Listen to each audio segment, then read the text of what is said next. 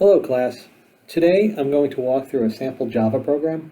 I'm going to show you how it's built, and I'm going to show you how it ties into some of the material we see in chapter 1 of our book.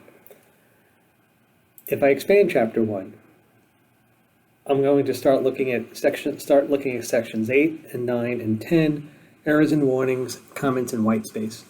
These are the features that we're going to start looking at, and as we go through the remainder of the class, we'll go touch on some of these other items as well. But right now I want us to focus on the beginnings of writing a program and the basic structure of a Java program. You'll see down here in section 35, it's a new section I've just created, it's a test area, and it's going to contain IDEs that we're going to use for writing code. The first one I've created is called Coding Rooms, and that's the version that the zyBooks uses as a default IDE. If I click into it, it will load with basically a blank lab. There's nothing in here other than a single line of comments explaining that you can write your code here. The first thing we note is a comment. A line of code preceded by 2 slashes, or anything following 2 slashes, is a comment. A comment is a line of code that is not executed by the Java interpreter and is simply for informational purposes only. There are 2 ways we can do comments. The first is this double slash method, which you could put at the start of a line or the end of a line, and it will treat everything following the 2 slashes as a comment. The second method is probably the more common method, is the /* and */ method. Anything between these 2 symbols will be considered a comment.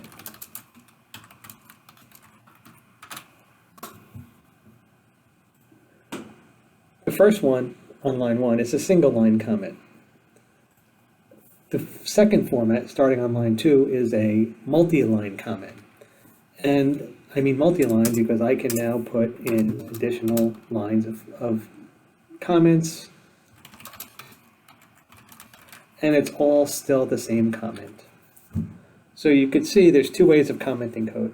Now, why is commenting important?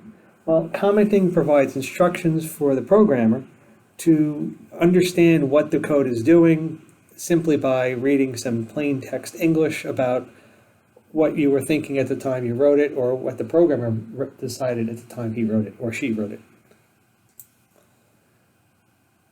Sometimes the lines of code are so simple you really don't need any comments, but over time, as you write bigger and bigger and longer programs, comments are helpful to remind you of what you were doing at that time. Not only is it for the code that you're currently writing, you could be maintaining somebody else's code that may be several years old, and you may not remember what was going on at that point in time. So comments are a great tool to help you remember what's going on. So we're going to be using comments periodically. For now, I'm just going to clear them out so we don't have to look at them in this particular program. Okay, so the first thing we want to do is write our public class line. So every Java program that we're going to write in our class, bad choice of terms here, in the CST 141 class, is going to start with a line of code that looks like this. Public in class. We'll get into what all these lines of code mean, all these symbols mean as we get through the semester, but for now, just note that you need to have public class and the name of the class as the first thing. Note that example is the name of my class and example is the name of my file.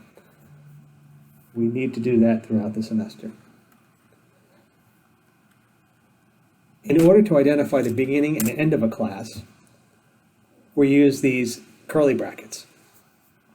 Now the curly bracket on line 2 signifies the start of the class. The curly bracket on line 4 signifies the end of the class.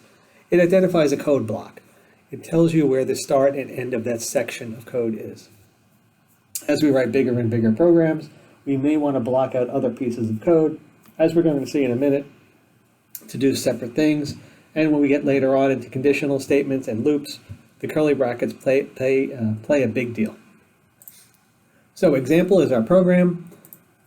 Inside our program, we now need to define what they call methods or functions. These are what actually cause the execution of your code. In any Java program, you need to have a main method. And the line of code looks like this. Public static void main, there's our main, and then in parentheses, string arg, args, like that. Again, don't worry about what all this means. Just know that this is what the start of your programs need to look like. In SciBooks, most of the labs have this pre-populated for you, but I at least want you to understand why we need it at this point of the class.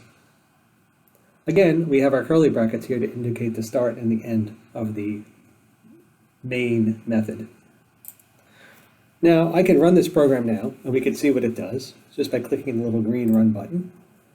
And the ID will start up, and we'll see that it's preparing the environment, and shortly the code will run, and it tells me my program produced no output. Well, that's true because my program doesn't do anything. There's no code here. This is where we would type the code for our program, starting here on line 4. Now, we can do any number of things. We're going to keep it simple here. We're going to start with a single print statement. This is going to be probably what's in your week 1 lab, developing a program with a print statement. So we'll start with system.out.println. And you can see from the highlights, it gives you a little hint here. Print a string and then terminate the line. Well, it's cut off, but it says line. Print a string and then terminate the line. Meaning it's going to print a line of code and then a carriage return after it. So we will put in here some text. And I say it's text because I'm wrapping it with double quotes. So double quotes is a way to indicate a string of text.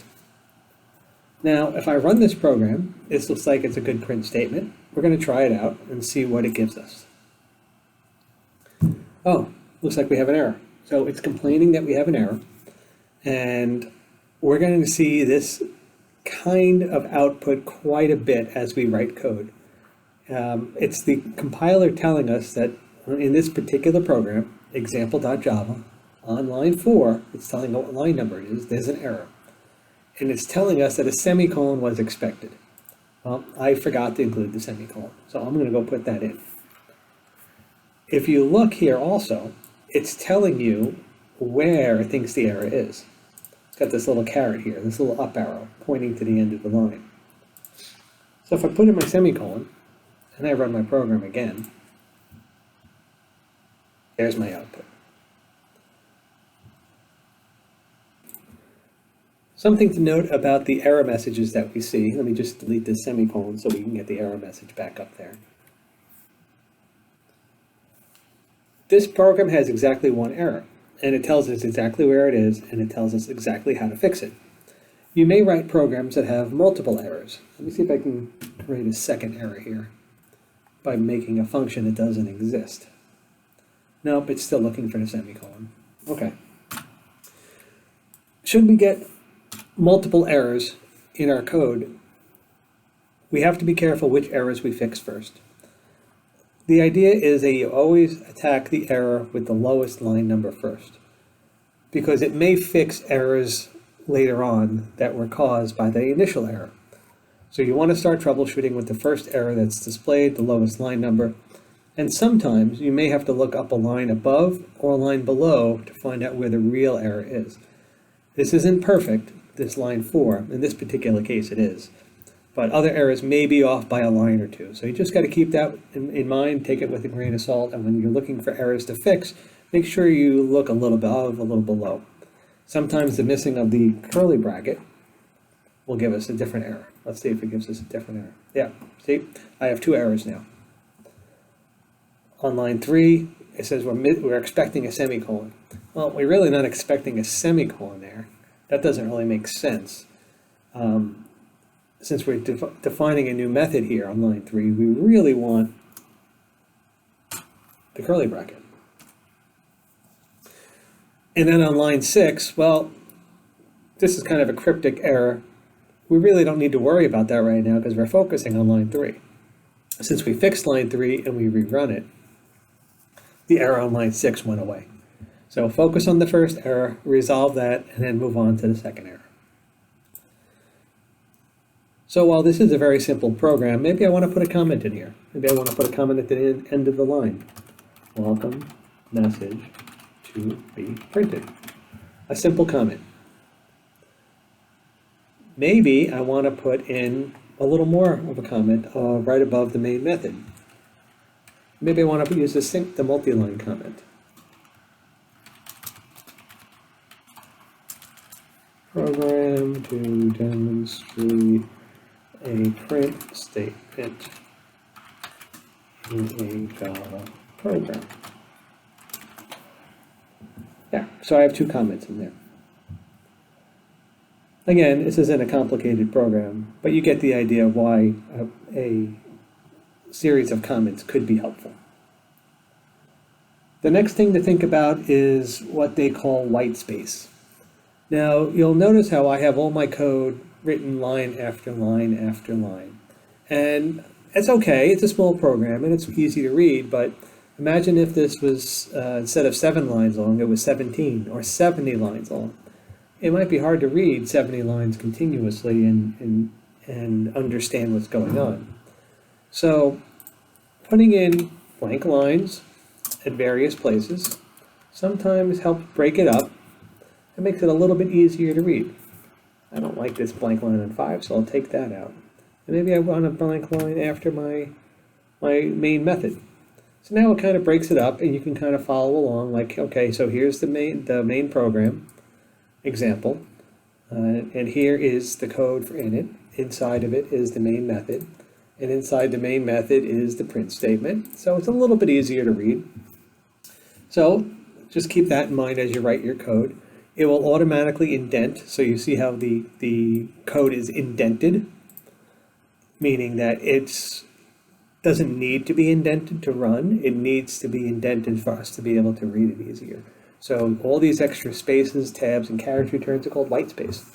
They're ignored by the compiler. It doesn't matter that they're actually there, but it just helps us to be able to read the program. So when you're writing your programs, I expect good white space.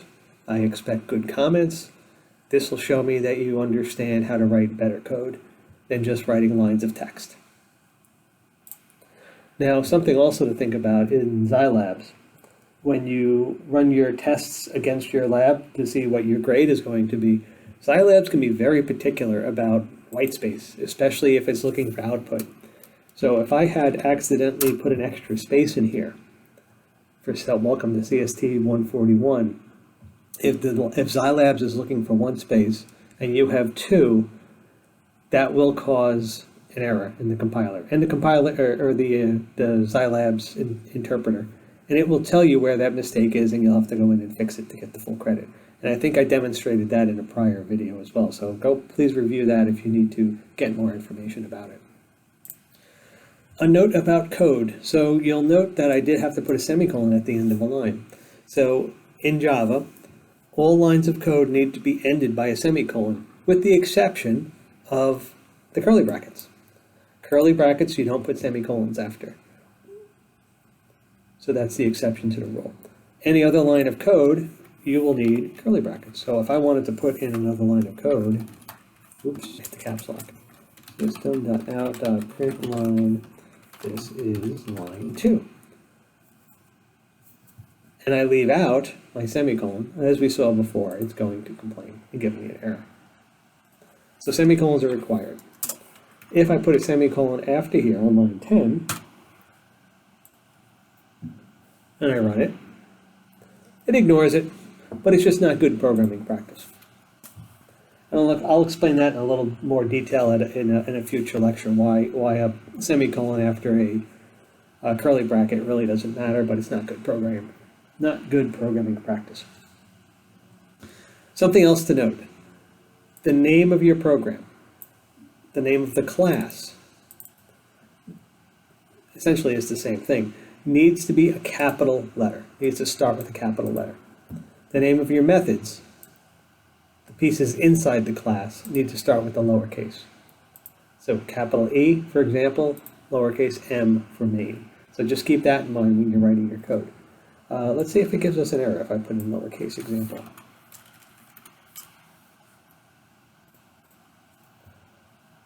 Yep. Kind of a cryptic error. It doesn't really tell you that you need to have a capital E, but in Java, a capital letter is the indication of a class, and that's what we're writing here. A lowercase letter is not a class. So just if you see a weird error like this, class example is public, should be declared in a name called example.java.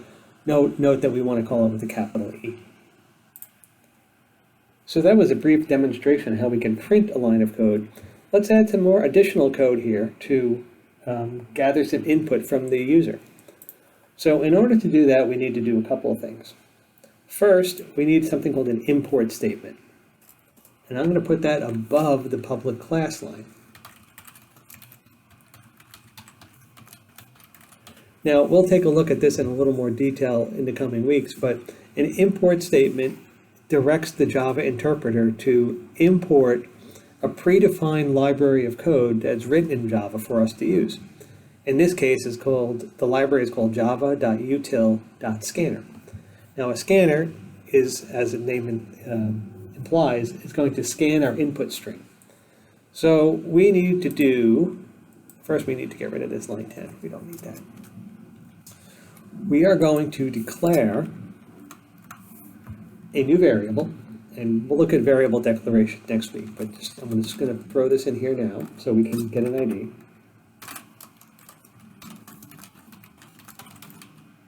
Oops, capital S.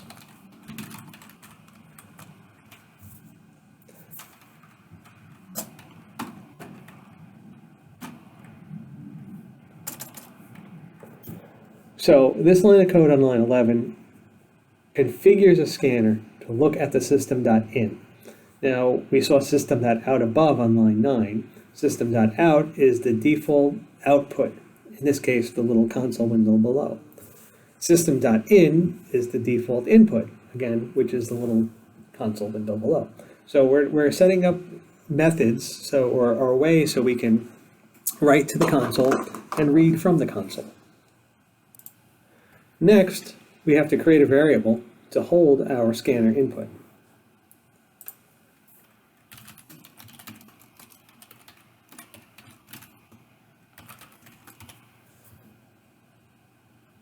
So, to briefly overview, we're declaring a new integer, int, variable. Its name is variable1, and we're setting it to whatever we get from the scanner, this next int method.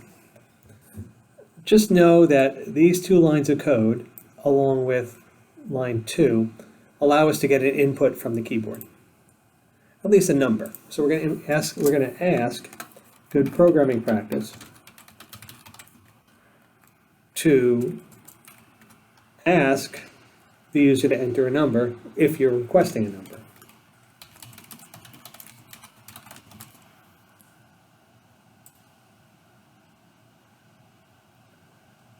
And I put my semicolon in. Now, let's run it and see what happens. Typically, when you're writing code, after a few lines of code, you may want to run it just to make sure you don't have any errors until you build your confidence up that you know that you can write larger pieces of code that are error-free. So here it is. We're at our print statement. We're at line 11 right now. We're waiting for a number. So I'm going to type in a number. Well, how about 1, 2, 3? And I entered 1, 2, 3, and that was it. It didn't do anything. Well, that's because we didn't tell it to do anything. Computers are only as smart as the programs that are written for. Without actually having any logic here to display that output, the computer isn't going to do anything with it. Variable 1 had the value of 123, and then the program ended, so that value is now lost. So we can fix that by putting in one more print statement. You entered the value, and I'll put in here bar1 and the semicolon at the end. So when I combine lines of text like this, let me get rid of that space. When I combine lines of text like this, here's our text, you have entered the value, and then the plus var1 adding a number. So the plus is not working like a mathematical plus. It's working as a concatenation, meaning it's going to take this string and combine it with this number to make a single sentence. It's not going to try to add the two together to make some other number. So let's run it again and see what happens. 1, 2, 3. And there it is. You entered the value 1, 2, 3. So use this code as a reference going forward to be able to print multiple items, and to be able to get input from the keyboard. We will look at week 2 a lot more in variables. We're really going to dig into variables to get an understanding of the different types of variables, how we can use them, how we can do math and build expressions, etc., etc. So a lot of good stuff to come. I just wanted to go over the basic structure so you could see what a Java program should look like. And I'm going to scroll this down a little bit more so you could see the whole thing. How I spaced it out, how I put some comments in there, and maybe we want to put some more comments in here. Ask the user to enter their favorite number. And like I said, it's a small program. It's very easy to understand. As you write more complicated programs and over time, you may want to make sure you have all this documented in comments so you can get a better handling on it later on in case you do forget what it does, because it does happen. After you read lots and lots of code, you may not remember every little detail about it. Okay, so that's it for now. I hope this gives you enough to go on and complete all your week 1 activities. As always, if there are any questions or concerns, please reach out to me. You know how to reach out to me through the course material. Anyway, that's it. Have a great day.